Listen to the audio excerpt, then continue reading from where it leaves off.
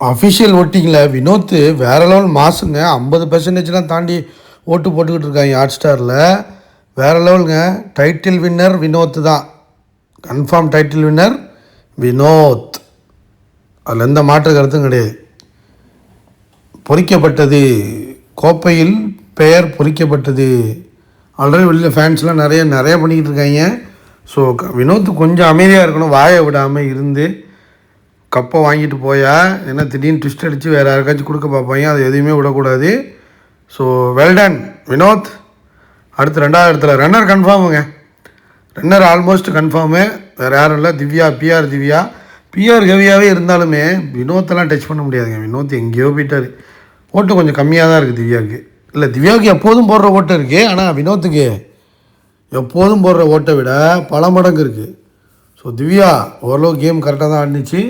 So ஓரளவு individual ஆடி இந்த சேண்ட்ராவை தாண்டி சேண்ட்ரா கிட்ட இல்லாமல் பாருக்கிட்டையும் இல்லாமல் யார்கிட்டையும் இல்லாமல் வேறு லெவலில் கேம் ஆடி வந்துருச்சு. ஆனால் பார்வை பற்றி பேசுனது மட்டும்தான் கொஞ்சம் கடுப்பாகுது. ஸோ அதை நம்ம வெயிட் பண்ணி பார்ப்போம். ரன்னர் கொடுக்குறாங்களாம் பார்ப்போம் விஜய் டிவி. 3வது இடத்துல சபரி. உனக்கு தெரியுமா, அஃபிஷியலில் வந்து நீ காலையில் வந்து சபரி செகண்ட் போயிட்டான். செகண்ட் ப்ளேஸில் இருந்துட்டு அப்புறம் மதியத்துக்கு ஈவினிங்கிட்ட அப்புறமா தான் வந்து திவ்யா மேலே ஏறுறா திரும்ப. ஆக்சுவலாக சபரிக்கு நிறைய ஓட்டு இருந்திருக்கு. அந்த சாண்ட்ரா மேட்டர்லேருந்து அந்த டாஸ்க்லேருந்து இறங்கினான்ல கீழே டிடிஎஃப்லேருந்து, அதை வச்சுக்கிட்டு இவங்க வந்து பெரிய அளவில் சொம்படிக்கிறாங்க. அடுத்து 4ஆம் இடத்தில் விக்ரம் அக்ரம். அக்ரமுக்கெலாம் ஓட்டு இல்லை, ஒன்றும் இல்லைங்க. ஏதோ இருக்கிற 5 பேரில் ஏதோ ஒரு 4வது இடத்துல, ஏதோ வந்து கடைசி இடம் இல்லாமல் 4வது இடத்துல இருக்கான். அவ்வளோதான் வித்தியாசம். மற்றபடி ஓட்டும் கிடையாது, ஒன்றும் கிடையாது. சும்மா எல்லாம் ஓட்டே இல்லை, வேஸ்ட்டு. ஏன்னா நிறைய வக்கரத்தை காட்டிட்டாங்க. அதுவும் பாருக்கிட்ட காட்டியிருக்கான், கமுருக்கிட்ட காட்டியிருக்கான், எவன்லாம் இருக்கான், எப்ஜேகிட்ட காட்டியிருக்கான், காலை வாரி விட்டுருக்கான். மாற மாட்டேன், நான் ரொம்ப உத்தமன், நான்லாம் வந்து உலகத்திலே உத்தம மாதிரி பேசிகிட்டு இருந்துட்டு டக்குன்னு மீசை தாடிலாம் வலிச்சிட்டு வந்தான்ல. எப்படி ஓட்டு போடுவாங்க மக்கள்? புரியுதாடா? கேமு டர்ட்டி ஆடி இருக்க. நீ வந்து வில்லன் சைடில் இருக்க, ஹீரோ ஆகிடலாம்னு நினைக்காத. ட்ரை பண்ண ஆகலாம். அடுத்து சாண்ட்ரா. ஏன் ஸ்கேண்ட்ரா என்ன பண்ணிட்டாங்கன்னா, இந்த படத்தில் வந்து நம்ம பிரேம படத்தில் ஏன் ஸ்கேண்ட்ரா நீ போன்றா அந்த பாட்டை தான் ஓடிட்டுருக்காங்க ஸ்கேண்ட்ரா வச்சுக்கிட்டு. சாண்ட்ரா என்னென்னா கடைசி இடத்துல இருக்குங்க. ஓட்டே இல்லைங்க, முடிச்சுட்டாங்க.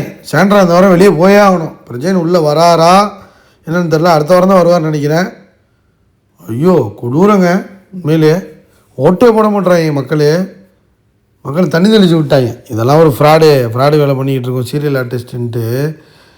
ஓட்டும் போடல, ஒன்றும் போடல. சோடிகள் முடிந்தன. அதாவது ரெட் கார்டு கொடுத்துட்டாங்களாங்க. ரெட் கார்டு கொடுத்ததுனால தான் அரோராலாம் உள்ளே இருக்கால்ல. அரோரா உள்ளே இருக்கா, சாண்ட்ரா உள்ளே இருக்கா. இவங்கெல்லாம் என்ன பண்ணுறது? சுபிக்ஷா வேறு வெளில போய் வன்மத்தை கைக்கிட்டு இருக்கு. சாண்ட்ரா போட்டு பொழந்துருச்சுங்க. எல்லா இன்டர்வியூலையும் கொடுக்குது சுபிக்ஷா. சாண்ட்ரா வந்து அந்த அடி அடிக்குது. ஆனால் இதெல்லாம் உள்ளே அடிச்சிருந்தீங்கன்னா கேமர் ஆகிருப்பிடி, நீ தான் வந்து இப்போ ஃபைனலிஸ்ட் ஆகிருப்பிய. வெளில வந்து உட்காந்து பேசிகிட்டு இருக்குங்க.